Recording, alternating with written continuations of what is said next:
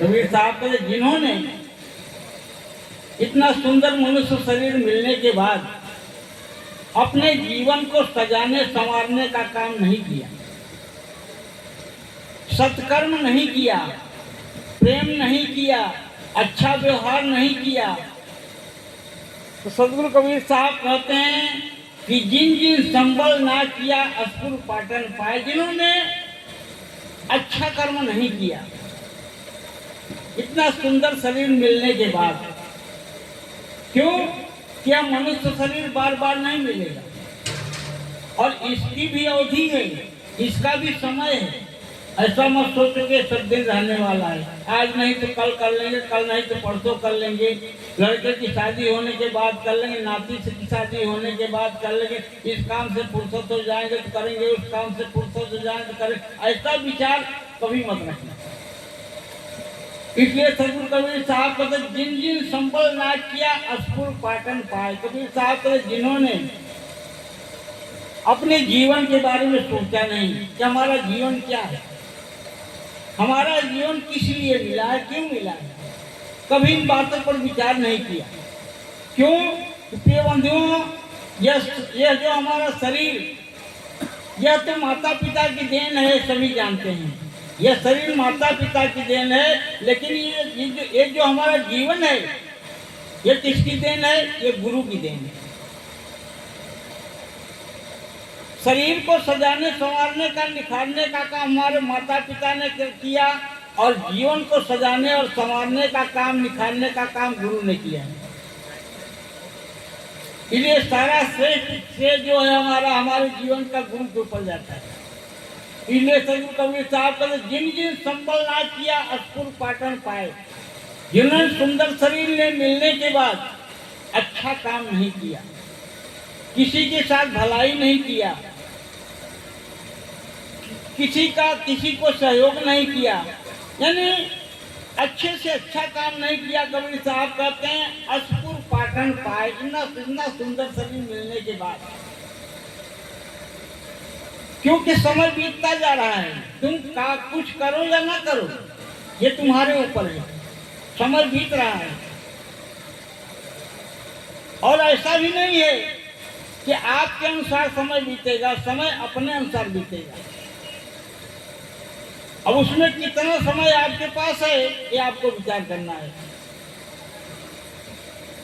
इसलिए सदगुरु कबीर साहब कहते हैं अस्पुर पाटन पाए, यानी हम सोचते विचारते रहते हैं कि आज नहीं तो कल करेंगे, कल नहीं तो परसों करेंगे, अभी तो बहुत समय बाकी है, अभी क्या जल्दी है। लेकिन सदगुरु कबीर साहब कहते काल करे सो आज कर, काल करे सो आज कर, आज करे सो अब, पल में प्रलय होगी तो बहुर करेगा।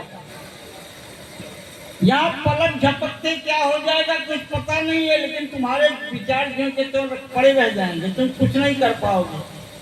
इसलिए कोई कार्य जो है कल पर मत छोड़ो,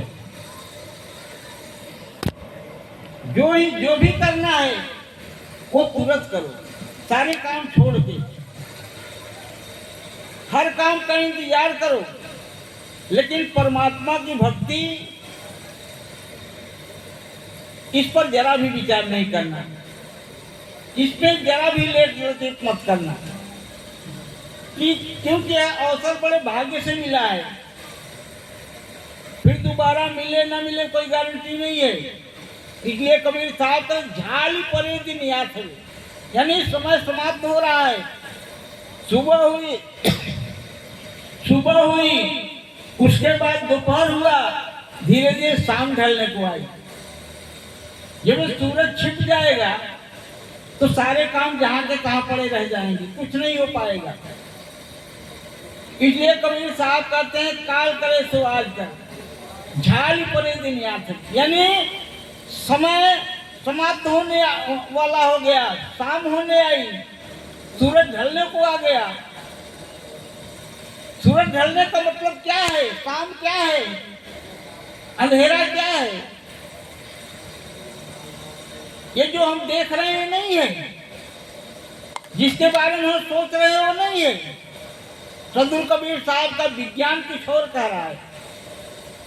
आपका विज्ञान अलग है, सदगुरु कबीर साहब का विज्ञान अलग है। इसलिए सदगुरु कबीर साहब के विज्ञान अपने विज्ञान से कह रहे हैं कि झाल परे दिन याद है, यानी आपका बचपन हुआ सवेरा था, जवानी आई दोपहर हो गया। आपका बचपन हुआ सवेरा था, जवानी आई दोपहर हो गया, और धीरे धीरे शाम के तरफ सूरज ढल रहा है।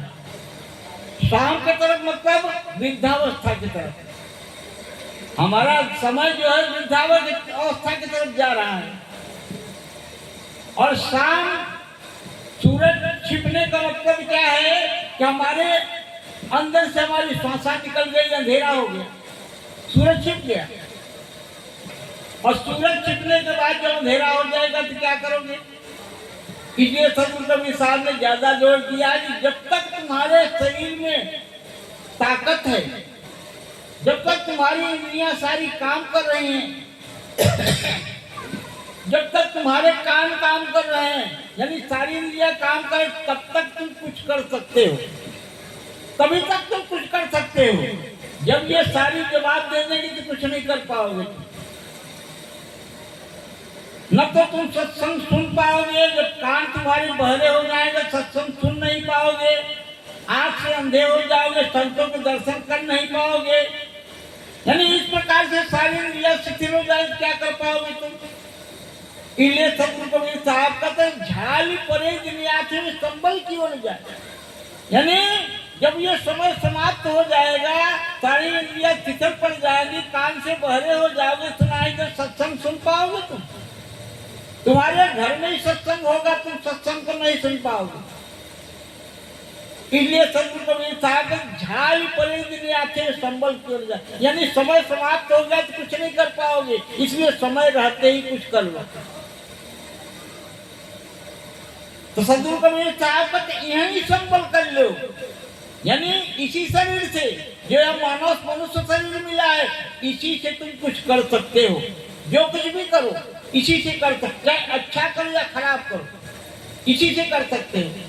ये कबीर साहब कहते हैं यही संबल कर लो, यानी जो शरीर मिला है या जो मनुष्य जन्म मिला है, इसी से जो तुम कुछ करना कर सकते, परमात्मा की भक्ति कर सकते हो, किसी को गाली दे सकते हो, किसी की निंदा कर सकते हो, किसी की चुगली कर सकते हो, यानी कुछ भी कर सकते हो इसी शरीर से। बाकी शरीरों में सुलभ नहीं है, बाकी शरीरों में सुलभ नहीं है। इसलिए सदगुरु कबीर साहब कहते यही यानी इस शरीर से ही अच्छा कर्म कर लो, नेकी कर लो, किसी को सम्मान दे दो, किसी से प्रेम कर लो, किसी की सेवा कर लो, यानी ये सब आप कर सकते हैं। लेकिन हम करते क्या है? किसी की चुगली करते हैं, किसी की निंदा करते हैं, किसी को गाली देते हैं, किसी का धन हड़पते हैं, किसी का जमीन का हड़पने की कोशिश करते हैं, यानी इसी में हमारा पूरा समझ जाता है, जबकि हमारे काम का नहीं है। संत महात्मा बताते भी हैं, लेकिन फिर भी हम नहीं सुनते हैं। वो तो रात दिन यही बताते हैं कि भैया ये संसार तुम्हारे काम का नहीं है, संसार की कोई भी संपत्ति तुम्हारी नहीं है, ये जो भी संसार की संपत्ति दिखाई रही है तुम्हारी नहीं है, लेकिन तुम इसी के पीछे परेशान हो, इसी में सारा समय गंवा रहे हो। तुलसीदास जी रामचरितमानस में कहा है कि गो गोचर मन जहाँ लग जाए सो सब माया जानो भाई। उन्होंने भी माया की तो वस्तु बता दिया, कबीर साहब ने बताया है। यह संसार फूल सिंबल का सुगना देख लो माया, मारी चोच रुई निशानी सिर धुन धुन पछता है। कबीर साहब ने बताया, सभी संतों ने बताया, लेकिन फिर भी हम मानते नहीं हैं। हम सत्संग कराते हैं, सत्संग में जाते हैं, सत्संग को सुनते हैं, लेकिन फिर भी हम अपनी चाल छोड़ते नहीं हैं। जब तक हम अपनी चाल को नहीं छोड़ेंगे तब तक सत्संग में जाने से, सत्संग सुनने से क्या फायदा होगा? हमारे जीवन में परिवर्तन होगा? नहीं होगा। क्योंकि संत महात्मा तो बताते हैं कि भैया कबीर साहब तो परमात्मा को तुम्हारे अंदर ही बताते हैं, लेकिन तुम मानने को तैयार नहीं हो। शिवरात्रि में कबीर पंथी भी जाते हैं शिव के दर्शन करने, कहीं महादेव पहाड़ी पे, कहीं वहां जाते हैं मेला देखने के लिए।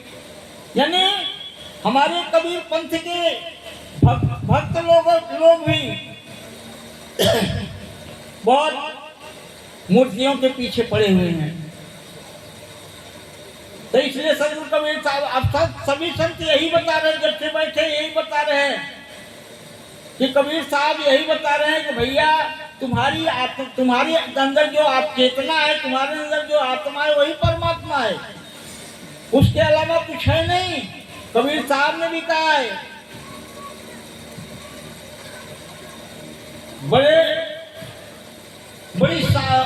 सदगुरु कबीर साहब साखी शब्दों में बहुत बताया है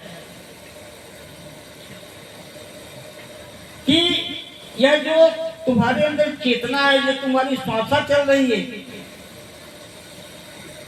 यही तुम्हारा सब कुछ है, यही तुम्हारा पूरा जीवन है। जो तुम्हारे अंदर श्वासा चल रही, यही तुम्हारा पूरा जीवन है। जिस दिन ये श्वासा निकल जाएगी, तुम्हारा जीवन खत्म। इसलिए कबीर साहब ने कहा कि श्वास श्वास में नाम ले विथा श्वास खोए, ना जाने श्वास का अवन हो ना हो, इसका कोई भरोसा नहीं है। इसलिए कबीर साहब कहते हैं, ज्यों तिल माही तेल है, ज्यों तिल माही तेल है, जो चकोक में आग, तेरा साईं तुझ में जाग सके तो जाग।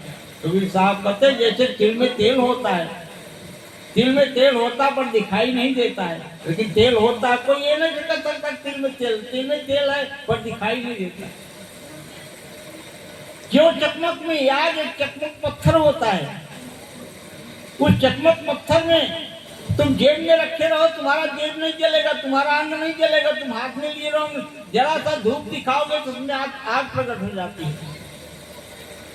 चकमक पत्थर उसको कहते हैं। इसलिए कबीर साहब का जो तिल माही तेल है, जो चकमक में आग, तेरा साईं तुझ में जाग सके तो जाग। कबीर साहब जगा रहे हैं, जगह जगह के कह रहे हैं, लेकिन हम इतने अभागे हैं कि हमारी नींद ही नहीं खुल रही है। कबीर साहब तो जगाने का काम किया, लेकिन हम इतने अभागे कि हमारी नींद नहीं खुल रही। हम जब से उठते हैं, सवेरे उठते हैं, हम सोते सोते सारा काम करते हैं, दुकान भी चला लेते हैं, बाजार भी आते हैं, ड्यूटी भी कर लेते हैं, फिर भी सोते ही रहते हैं, हमारी नींद नहीं खुलती। इसलिए कबीर साहब ने कहा जागो, जब तक जागोगे नहीं, कबीर साहब कहते बिना जागे न पहियो सजन सकिया, जब तक जागोगे नहीं तब तक परमात्मा से मुलाकात नहीं हो, अपने आप को नहीं जान पाओगे, अपने आप को नहीं पहचान पाओगे। सोए सोए तो सपना ही दिखता है आदमी, सोने के बाद क्या दिखता है? सोने के बाद कोई असली वस्तु दिखती है आपको? सोने के बाद मनुष्य को स्वप्न के सिवाय कुछ नहीं दिखता है। यानी हम सोए सोए संसार का स्वप्न देख रहे हैं, संसार स्वप्न समान है, यह संसार स्वप्न समान है। जितनी आंख बंद होगी ये भी गायब हो जाएगा। जैसे स्वप्न की संपत्ति आंख खुलने के बाद गायब हो जाती, वैसे संसार की संपत्ति आंख बंद होने के बाद गायब हो जाएगी। इसलिए इस पर किसी को अहंकार नहीं करना है, इस पर किसी को नाज नहीं करना है कि तो 2 दिन का है, यह जीवन है, एक दिन आना और एक दिन जाना। 2 ही दिन का लेखा सदगुरु साहब ने दिया है। ये जो बीच का हिस्सा है जीवन और मरण का, जो जीवन और मरण के जो बीच का समय है, उसी में हमें अपना सुधार करना है। क्योंकि जन्म हुआ तो हम जन्म को नहीं जानते, मृत्यु हुई तो मृत्यु को नहीं जाने, न तो हम जन्म के बारे में जाना न मृत्यु के बारे में जाना। लेकिन बीच का जो समय जानकारी योग्य है, जो बीच का समय हमारी जानने योग्य, उसमें तो हम जानकारी कर लें, उसमें तो हम अपने आप को जान लें। इस संसार में हमारा क्या है, पराया क्या है, कम से कम इतना तो जान सकते हैं। जब इतना भी नहीं जाने तो हम इस संसार में आके क्या किए।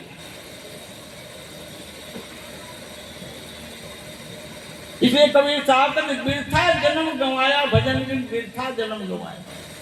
हमारा जन्म व्यर्थ चला गया बिना परमात्मा के भक्ति के, बिना परमात्मा के साधन के, बिना परमात्मा के चिंतन के।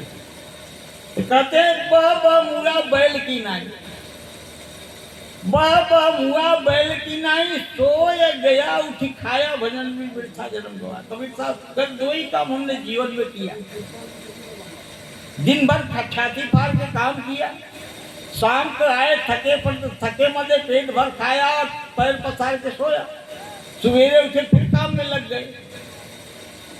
तो क्या किया हमने? इसलिए कबीर साहब कहते 4 पहर धंधे गया और 4 पहर रात सोए। 4 पहर की रात्रि होती, 4 पहर का दिन होता है। रात्रि 4 पहर की होती, 4 पहर का दिन होता है। संत कबीर साहब कहते 4 पहर धंधे गया और 4 पहर रात सोए, एक पहर नहीं हरि भजे तो मुक्ति कहाँ से? कबीर साहब कहते एक पहर का तुम समय नहीं निकाल सकते हो, तो कबीर साहब कहते अब तुम्हारा जीवन मुक्त कैसे होगा?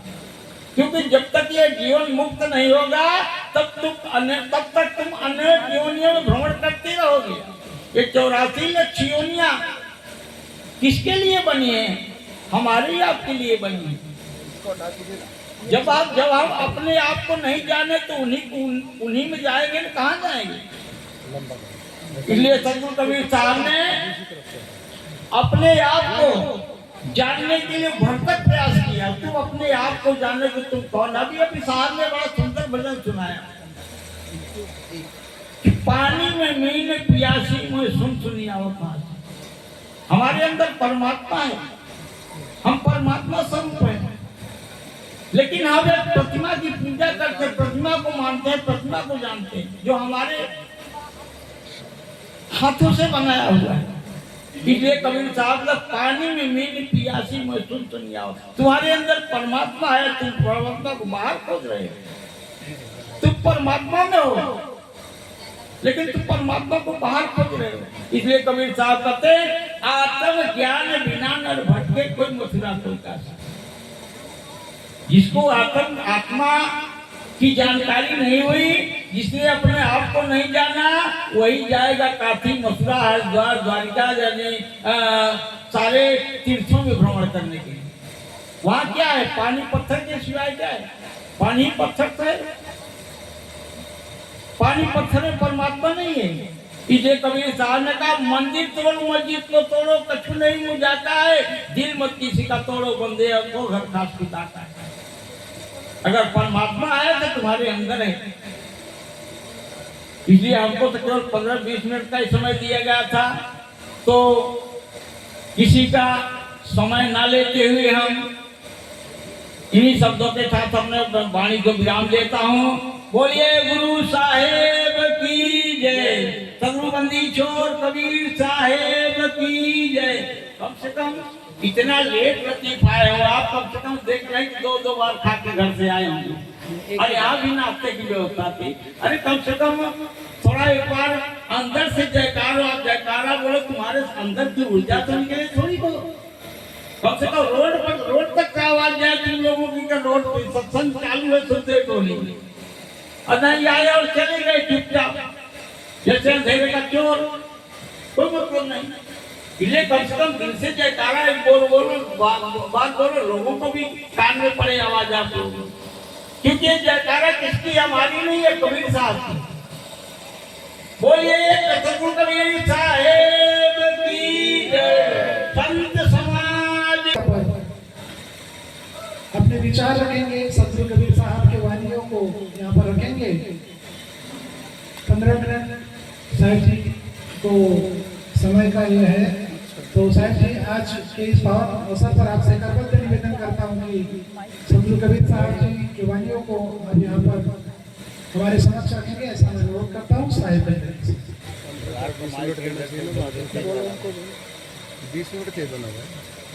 15 से 20 मिनट साहिब जी को समय है। कबीर नामं परमं पुनीतं युगे युगे स्वामी हरन्ति दुःखं दातारि मुक्तं पुरुषं पुराणं चरणारविन्दं सततं नमामि।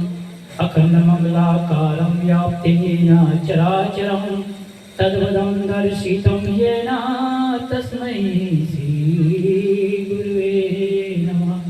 गुरु को की जय बंदगी, गुरु को की जय बंदगी, कोटि कोटि प्रणाम। कीट न जाने भृंग को, कर गुरु आप समान।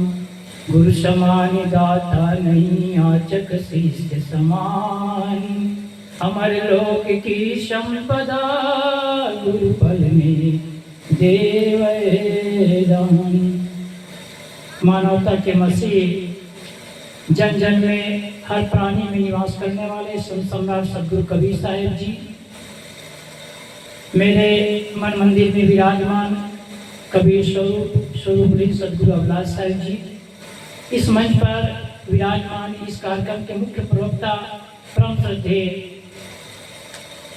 पूजनीय श्री प्रबुद्ध साहिब जी, यथा नाम तथा गुण साहिब इंजीनियर भी थे। और इस मंच पर विराजमान श्रद्धेय महान श्री हंस मुनि साहिब जी, हरिद्वार से पधारे हुए श्रद्धेय पूज्य साहिब श्री रामदास साहिब जी, शिला साहिब जी, रमन साहिब जी, सावित्री साध्वी साहब, मंच पर विराजमान सभी संत समाज के चरणों में मेरी ओर से त्रैवार साहेब बंदगी, साहेब बंदगी, साहेब बंदगी। इन सबसे छोटा मैं ही हूँ और इन सबसे कम पढ़ा लिखा भी नहीं हूँ, मैं पढ़ा लिखा ही नहीं। आप सभी लोग विराजमान सभी समिति के सदस्यगण, अध्यक्ष महोदय, सभी पदाधिकारीगण, संचालक महोदय एवं सभी माताओं, भाइयों, बहनों, आप सबके प्रेम अनंत है। धूप है, दीप है, चंदन है, धूप है, दीप है, चंदन है। और आप सभी का इस फागुन के पावन कार्यक्रम में हार्दिक अभिनंदन है, हार्दिक अभिनंदन है, हार्दिक अभिनंदन है। हम चाहते हैं आज का दिन कट रहा है कबीर साहब के नाम याद करके, आज का दिन कट रहा है कबीर साहब का नाम याद करके, आज की रात कटे कबीर साहब की फरियाद करके, कबीर साहब की फरियाद करके। आप सबके आगमन को ये समिति वाले क्या सभी लोग यादगार बनाकर रखेंगे। आप सबके आगमन को सभी लोग यादगार बनाकर रखेंगे। और समिति वाले इतने अच्छे हैं, फूलों की क्या बात है, ये लोग दिलों को बिछा कर रखेंगे, दिलों को बिछा कर रखेंगे। अच्छा लगे तो ताली अच्छा से बजा दीजिए। ताली बजाने से बहुत फायदा होता है। कभी शिवलाल साहब गा रहे थे ताली बजा बजा कर शुरुआत। मैं खुद अपना अनुभव 50 बार नहीं हर बार कहता हूँ। 2 महीना में मरने वाला था, 2 महीना भी बहुत ज़्यादा टाइम था, 6-7 साल पहले। लेकिन इसी ताली बजा करके, हाथ पर घींच करके, प्राणायाम, शीर्षासन, सर्वांगासन, सब गर्भासन, ये आसन ही कर करके मैं जिंदा हूँ। कल ही मैंने वो चेक कराया तो मेरा वेट 40 हो गया था, तो व्यायाम के बल पे अभी 44 हुआ है, 45 मतलब 45 हो गया। सोच लो, ये वास्तव में बहुत अच्छा चीज़ है। कभी कभी बजा देना चाहिए, तो अच्छा लगे तो बजा दो, ना लगे तो भी मत बजा दो। इससे नींद भी भागती है और थोड़ा प्रोत्साहन भी मिलता है। किसी ने बहुत अच्छा कहा है, वहाँ गाँव नहीं जहाँ गंदगी साफ करने के लिए नाली न हो, वहाँ पेड़ नहीं जहाँ हरी भरी डाली न हो, वहाँ मकान नहीं जहाँ अतिथि के लिए एक कमरा खाली न हो, और वहाँ सभा नहीं जहाँ कभी जोरदार ताली न हो, कभी जोरदार ताली न हो। तो बहुत अच्छे हैं आप सब लोग, और महाराष्ट्र के लोग तो ज़्यादा अच्छे हैं, क्योंकि यहाँ की बोली शुरू में जी और लास्ट में जी है ना। शुरू में मैं इनके यहाँ आया था तो भोजन किया, तो माता जी की मैडम का बोलने की शैली मुझे इतना अच्छा लगा कि वास्तव में कितने प्यारे शब्द लोग बोलते हैं, शुरू में जी लास्ट में जी। ये बड़े अच्छे लोग हैं आप लोग, ऐसे ही बने रहें आप लोगों के दरबार में। अब चलता हूँ थोड़ा से कबीर साहब के एक साखी की ओर। कबीर साहब ने कहा है, कबीर नौबत आपनी दिन 10 लेहु बजाए, कबीर नौबत आपनी दिन 10 लेहु बजाए, यह पुरपट्टन यह गली बहुरी न देखो आए। कबीर साहब हम सबको कहते हैं कि ये दिन बाढ़ में देखने नहीं आएगा। अजीत पवार ने सोचा होगा, वो सीएम थे ना, जो डिप्टी सीएम थे अजीत पवार जी, उसने कभी सोचा नहीं रहा 9 तारीख को सुबह 9 बजे फ्लाइट से उड़ान भरे और जहाँ उतरना था उसके पहले ही उसके रनवे में उसके राम नाम और उनके साथ रहने वाला 5 या 6 लोग चले गए। सोचा रहा नहीं ठीक, अभी हमारे हंसमुनि साहब के बात सुन रहे थे, यहाँ इस संबल कर ले आगे विषयी बात। बहुत अच्छी साखी है, अभी संबल कर ले, अभी इकट्ठा कर ले खाने के लिए, रास्ता के लिए। जैसे हमने यहाँ आया तो हमने सोचा कि पता नहीं लहसुन प्याज तो डलता है, खाना मिले ना मिले, तो चलो कल की बाटी हमने रख लिया, एक बाटी कल की खा लिया। हमने कहा चलो साहिब जी तो नहीं खाए लेकिन हमने खा लिया। तो ये क्या है, शरीर के लिए एक संबल रखते हैं। जब शरीर के लिए संबल रखते हैं तो अध्यात्म के लिए क्यों न संबल करें। हम लोग ये नुक्ताचीनी करते हैं कि कबीर साहब ने उसको दिए हैं वंश तो उसको दिए हैं, उसको दिए हमें नहीं दिए। ऐसा नहीं, कबीर साहब ने सबको बराबर दिया, किसी पर भेदभाव नहीं किया। जैसे एक दादाजी थे, ये चूहा का एक दादाजी था, चूहा आप लोग जानते हैं। तो चूहा के दादा ने कहा, उनके 2 पोते थे, दोनों पोतों को कहा बेटा तुम दोनों जाकर के खूब कमाई करो, खूब कमाई करो, धन यश कीर्ति खूब प्राप्त करो। दोनों चूहा गए तो एक चूहा थोड़ा समझदार था। समझदार के लिए इशारा बहुत होता है, मैं कई बार कहता हूँ, राह में सितारा बहुत होता है, आंखें वालों का इशारा बहुत होता है, और बीच मझधार में जाने की क्या जरूरत, या दिन भर सत्संग में बैठने की क्या जरूरत। डूबना हो तो सत्संग का एक किनारा बहुत होता है, एक किनारा बहुत होता है। यदि समझदार है तो सत्संग के एक किनारे से अपनी जीवन की नैया पार कर सकता है। तो चूहा ने कहा बेटा तुम लोग जाओ खूब कमाई करो। तो दोनों पोते थे, तो एक पोता गया किराना दुकान में, सुबह से शाम तक और शाम से रात तक इतना खाया इतना खाया इतना खाया, पूरा किराना दुकान खत्म कर दिया। जानते हैं चूहा क्या करता है, पूरा नहीं खाता है, आधा ले जाकर अपने बिल में छिपाता है। और वैसे कुरान शरीफ मैंने कुछ दिन पहले पढ़ा था, तो उसमें तो लिखा है कि जो आदमी दूसरे का खूब खाता है, खूब खाता है, खूब खाता है, वो 72,000 वर्ष तक दोजख में जाता है। दोजख मतलब नरक, हिंदुओं का नरक। तो कहते हैं 72,000 उनमें बिच्छू होते हैं, 72,000 उनके हाथों होते हैं, 72,000 सर्प होते हैं, 72,000 उसके डंक होते हैं। और इतने कहते हैं कि एक बार बिच्छू डंक मारे तो 72,000 साल तक की उसकी पीड़ा होती है। जो दूसरों का धन खाता है, जो दान नहीं करता है, उसके लिए कहा होता है। और जो पुण्य करता है तो उसके लिए कहते हैं वो बेहेश्त में जाता है।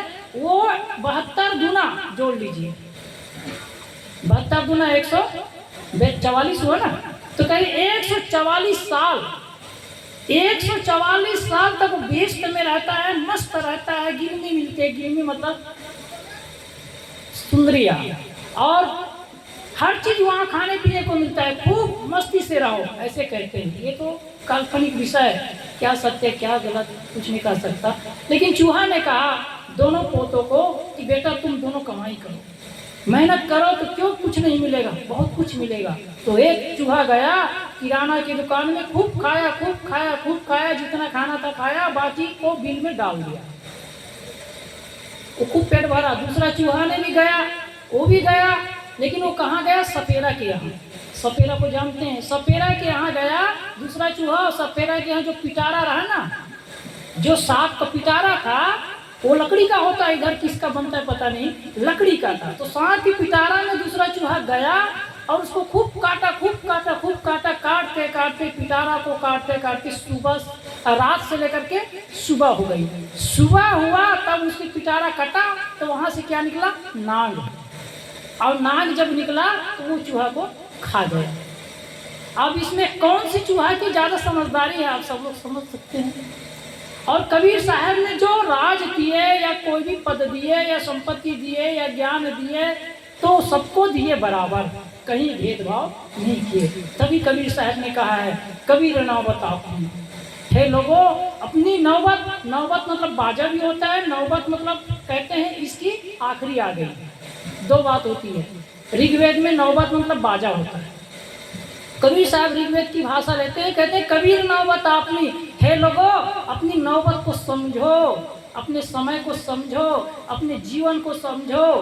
कबीर नौबत आपने दिन 10 लेहू बजाए। ये 10 दिन का ही बजाने का है, 10 दिन भी नहीं है, सिर्फ 2 दिन का, 1 दिन का जन्म, 1 दिन का मरण। ये सब बात आप सब हम सब जानते हैं। एक छोटी सी बच्ची है रजे गाँव में, वो भी खूब बढ़िया जानती है। मैं सुबह प्राणायाम करता था तो सामने आके बैठ जाती, और कुछ नहीं तो खाने के लिए देती रहती, ये खा लो, हमारे यहाँ चलो, हमारे यहाँ ये करो, वो करो, वो करो। मतलब देखो, एक छोटी सी बच्ची भी जानती है खिलाने के लिए, और एक छोटी सी बच्ची भी जानती है छीनने के लिए। तो कबीर साहब कहते कौन नहीं जानता है अपनी नौबत को, सब हर आदमी जानता है अपनी अपनी नौबत। लेकिन दुख की बात यह है अपनी नौबत को हम नहीं समझते। अपनी नौबत को हम समझते अच्छा बजाते रहे, जबकि आप और हम सब सोचे तो हम सब का जीवन सिर्फ 7 दिन का है। सोमवार को जन्म लेते हैं, मंगलवार को शिशु होते हैं, बुधवार को पढ़ते लिखते हैं, गुरुवार को जवान होते हैं, और शुक्रवार को नौकरी करते हैं, शनिवार को शादी करते हैं, और रविवार को फिर बुढ़ापा होकर के खाक में पड़ के राम नाम सत हो जाते हैं। ये तो हॉस्पिटल में जाते हैं। 7 वार में सबसे बड़े वार कौन है? परिवार। आप सब जानते हैं 7 वारों में सबसे बड़े परिवार है। लेकिन आज परिवार का महत्व दिनों दिन घट रहा है। क्यों? क्योंकि हमारे कबीर पंथ में बहुत कम लोग रह गए हैं जो बैठे और कुछ ग्रंथ का पठन करे, पाठ करे, और थोड़ा बैठ करके बच्चों को कहे बैठो। आज होलिका पर्व आने वाली है 2 दिन के बाद। होलिका क्यों मनाई जाती है जानते हैं? होलिका किनकी बहन थी? हिरण्यकश्यप। हिरण्यकश्यप खूंखार, हत्यारा, राक्षस ऐसा माना जाता है। अब क्या सही क्या गलत तो बाद में देखा जाए।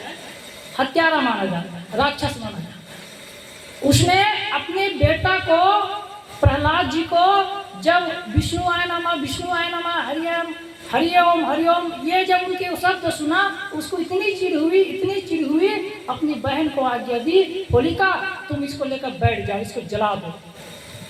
होलिका का 2 अर्थ होता है। हो मतलब निकट होता है, हो मतलब होता है निकट, और लिका मतलब होता है हो जाना, निकट जाना। ये ऋग्वेद क्या आता है? मैं अपने से निकलता हूँ, आप लोग कभी ऋग्वेद देखना तो पता चलेगा। हो मतलब निकट, और लिका मतलब जाना, निकट में जाना।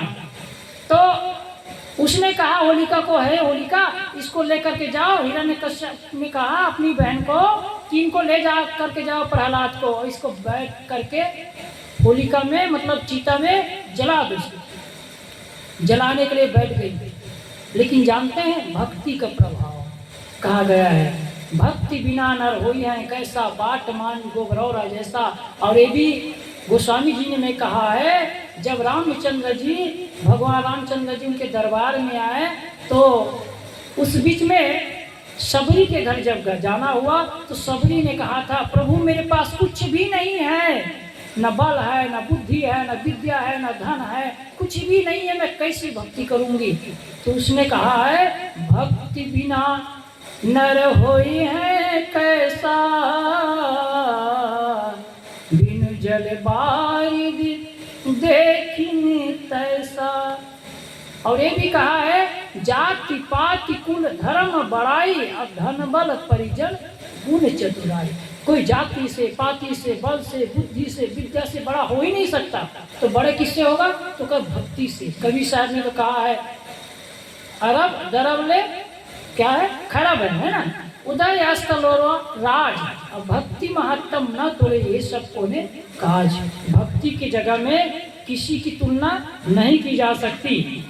तो मैं ये कहना चाह रहा था खास बात, कबीर साहब ने जो साखी का बड़ा मार्मिक साखी, कबीर नौबत आप है लोगों, अपनी नौबत को देखो, अपने आप को समझो। हम समझते हैं कि कबीर पंथ में हमें ज्ञान है तो उसे ज्ञान नहीं, लेकिन ये हमारी बहुत बड़ी भूल है। ऐसा हो ही नहीं सकता। आपने सोचा है, देखा है, जब कभी भी संसार में कोई भी महापुरुष आते हैं तो कभी भेदभाव करते हैं क्या? नहीं। आपके घर में, आपके परिवार में, आपके दादाजी, आपके पिताजी ही भेदभाव नहीं करते हैं। यदि भेदभाव करे तो बेटा लड़ लेगा और लड़ करके हिस्सा ले लेगा।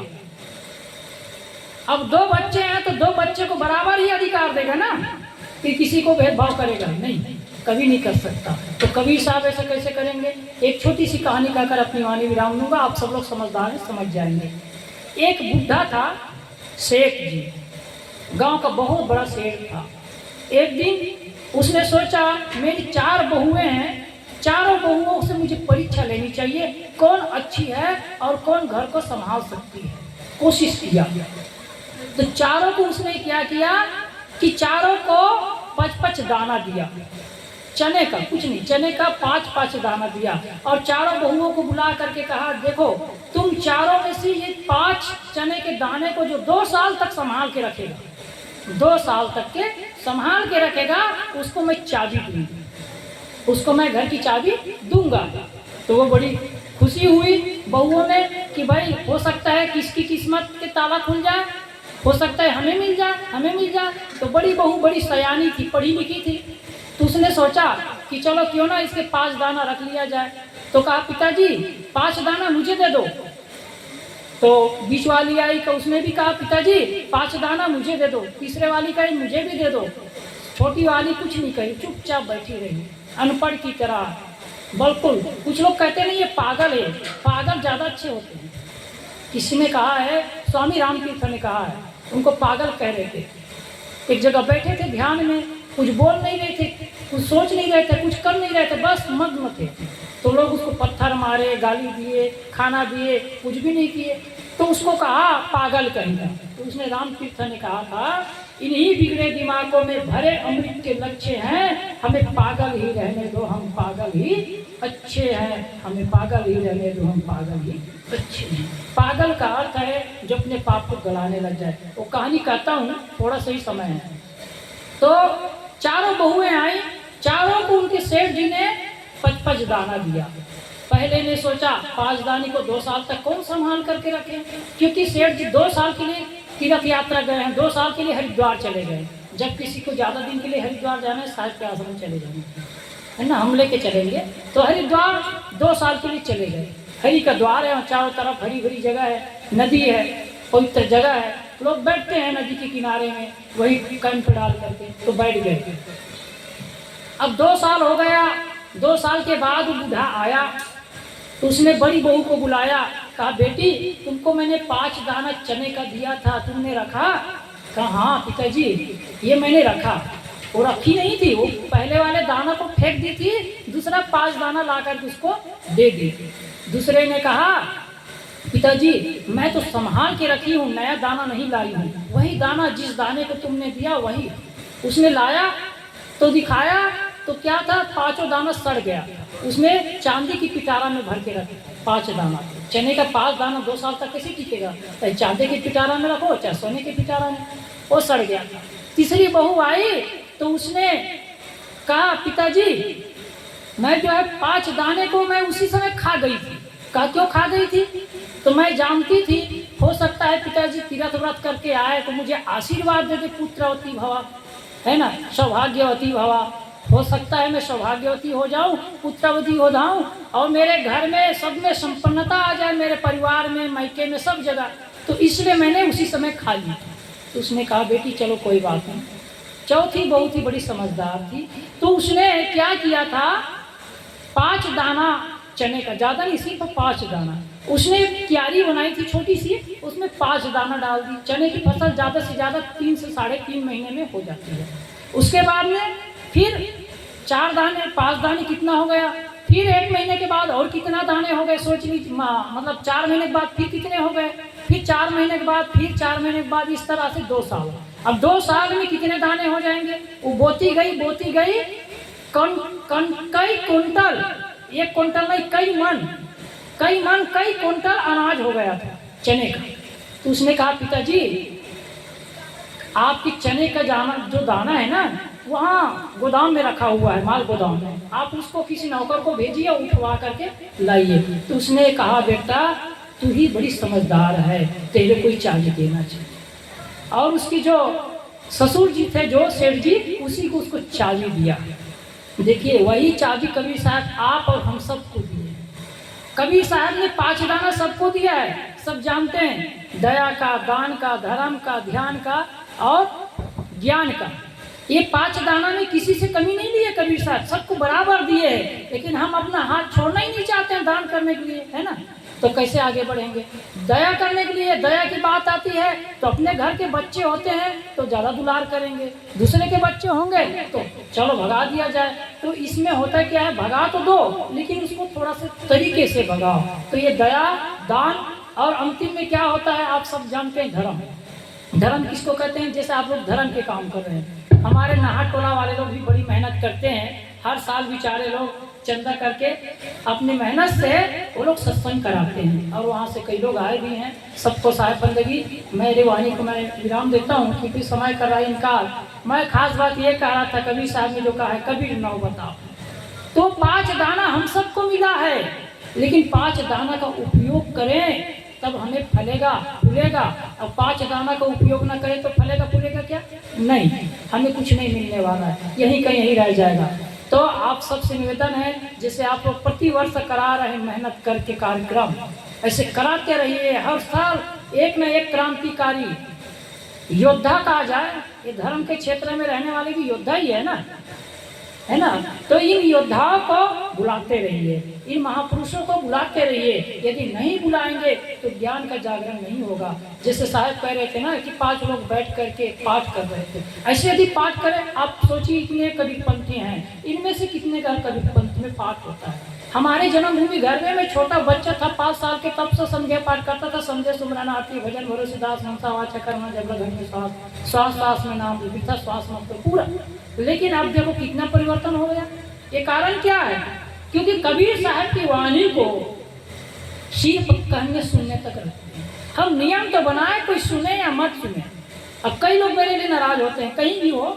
छत्तीसगढ़ में था जब पहले मान, तो वहाँ भी लोग नाराज होते थे। ये तो 8 बजे तक के आँख मुंद करके या हाथ पैर पटकते रहता है, मतलब किसी से मिलता नहीं, तो उसमें भी नाराज होते थे, है ना। तो कहने का तात्पर्य, कोई नाराज हो या कुछ भी हो, लेकिन कुछ ना कुछ करो। तो हर समय कुछ ना कुछ काम किया करो, और जिसका कोई काम नहीं है पैंट फाड़ कर सिया करो, और जिसका कोई काम नहीं, काम उसी को सताता है, और लगा रहे जो सदा काम में, काम को वही बचाता है। तो ये संसार की जो फैशन है, संसार की जो दुख है, क्यों होता है? आप लोगों ने कई बार सुना है, जवानों में व्यसन, स्त्रियों में फैशन, तो बूढ़ों में टेंशन। कई लोग ये कहते हैं कि बहुत सुंदर है, बहुत सुंदर है, लेकिन कहीं सुंदर नहीं है। बाहर से देखो, कहीं दूर से देखो तो गोरे गोरे काल है, पास में देखो तो पॉन्स पाउडर का कमाल है। चांदनी चौक में यदि फुहारा ना होता, चांदनी चौक जाके देखिए, चांदनी चौक में यदि फुहारा ना होता तो देखने का कभी कोई नज़ारा ना होता। यदि लड़कियां मेकअप करना छोड़ दे यारो, तो लड़का कभी आवारा ना होता, लड़का कभी आवारा ना होता। इन सब पर बहुत संभालना है। खैर आप लोग सब संभले हुए हैं, लेकिन कुछ बच्चियां हैं आजकल की युवा पीढ़ी, उनको भी आप संभालिए, मत लगाने दीजिए लिपस्टिक। क्या जरूरत है लिपस्टिक लगाने की? लिपस्टिक से कई लोगों को कैंसर हो आ रहा है। मेरे पास 1-2 भगत मेरे आए थे, जो SDM है मनीष साहू जी, उनका एक परिवार से आए थे, तो कहा साहब जी एक छोटी सी बच्ची है, अब इनको कैंसर हो रहा है। तो मैंने कहा क्यों कैंसर हो रहा है? कहा 6 महीने की थी, तब उसकी माँ कहती थी बेटी गाल को अच्छा करना है ना, होठ को, तो लिपस्टिक लगा रहा हूँ। लिपस्टिक लगाती थी। साल भर की थी, पॉन्स पाउडर लगाना शुरू कर दिए। अब ऐसे करते करते पूरे जीवन इतना परिवर्तन हो गया कि वो बच्ची जब सोती है तब भी लिपस्टिक लगाती है, उठती है तब भी लिपस्टिक लगाती है, जब स्कूल जाती है तब भी लिपस्टिक लगाती है। अब उसको हो गया कैंसर। तो मैं ज़्यादा कुछ नहीं कहूँगा क्योंकि समय कर रहा है इनकार, इसलिए आप सबको करता हूँ नमस्कार। मैं समय से चलने से अच्छा लगता है। 2:47 में समय दिया गया था, 2:10 हुआ है। कुल मिला के मेरा 20 मिनट में 1 मिनट कम है, हो गया। तो इन्हीं वचनों के साथ अपनी वाणी को दूंगा विराम। आप सबके अंदर बैठे सदगुरु को मेरा प्रणाम। एक छोटी सी कीर्तन दोहरा लो, एक छोटे से, समय हो तो गाओ। बोले सदगुरु कबीर साहब की जय। हम सोचे ऐसी बातें जिन बातों में हो दम, आप लोग भी दोहराए।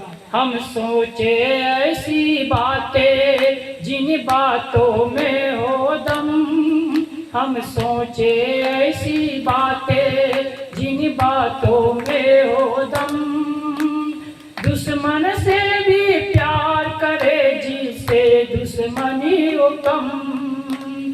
दुश्मन से भी प्यार करे जिसे दुश्मनी हो कम। हम सोचे ऐसी बातें जिन बातों में हो दम। हम सोचे ऐसी बातें जिन बातों में हो दम।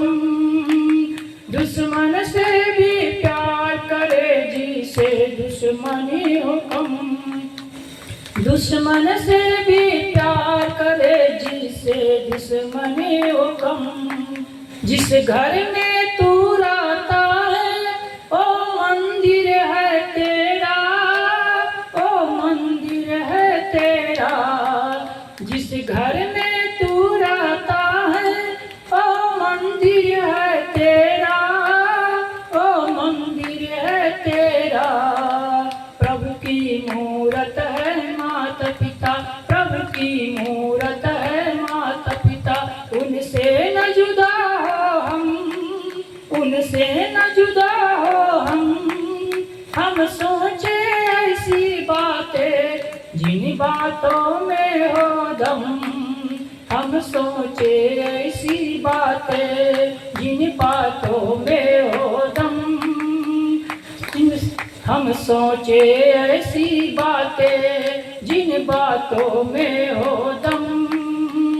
दुश्मन से भी प्यार करे जिसे दुश्मनी हो कम, जिसे दुश्मनी हो कम। भाई भाई की ताकत है, भाई से कैसा बैर, भाई से कैसा बैर। भाई भाई की ताकत है, भाई से कैसा बैर, भाई से कैसा बैर। माफी मांगे और गले मिले, माफी मांगे और गले मिले। इसमें क्यों करे शर्म, हम सोचे ऐसी बातें जिन बातों में हो दम। हम सोचे ऐसी बातें जिन बातों में हो दम। दुश्मन से भी प्यार करे जिसे दुश्मनी हो कम। दुनिया में ऐसा कौन भला जो दूध का धुला हुआ, जो दूध का धुला हुआ। हम सब कमियां देखते हैं, ये बहुत मार्मिक शब्द है लास्ट का, जरूर गौर कीजिएगा और अपने जीवन में सोचिएगा। दुनिया में ऐसा कौन भला जो दूध का धुला हुआ, जो दूध का धुला हुआ। दुनिया में ऐसा कौन भला जो दूध का धुला हुआ, जो दूध का धुला हुआ। कमियां तो हर इंसान में, कमियां तो हर इंसान में। फिर क्यों ना करे संयम, फिर क्यों ना करे संयम। हम सोचे ऐसी बातें जिन बातों में हो दम। हम सोचे ऐसी बातें जिन बातों में हो दम। दुश्मन से भी प्यार करे जिससे दुश्मनी हो कम, जिससे दुश्मनी हो कम। मेरी बात अच्छी लगी हो जरूर लेना, और जितना प्रेम बढ़ाओ लोगों में और लोगों को लाओ। चाहे शराब पीता हो चाहे मांस खाता हो, ये मत सोचो शराब पीने वाला को क्यों लाए, तो आपकी संख्या बढ़ती रहेगी। कभी साहिब के ज्ञान का प्रचार होते रहेगा। इन्हीं वचनों के साथ अपनी वाणी को देता हूँ विराम। आप सब के अंदर बैठे सदगुरु को मेरे प्रणाम। सदगुरु से प्रार्थना करूंगा जन्नत की महलों में महल हो आप सबका, हवाओं की वादों में सहार हो आप सबका, सितारों के आंगन में घर हो आप सबका। सदगुरु से मेरी प्रार्थना है हर दिन हर पल खुशहाल हो आप सबका, हर दिन हर पल खुशहाल हो आप सबका। हमारी आयु आप सबको लगे और हमें आशीर्वाद दो, जल्दी शरीर छूटे। साहेब बंदगी, साहेब बंदगी, साहेब बंदगी।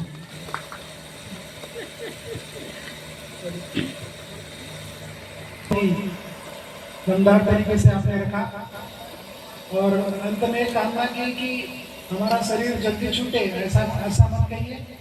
आपकी जरूरत इस दुनिया को है और दुनिया को चेताने का काम ही आप करेंगे।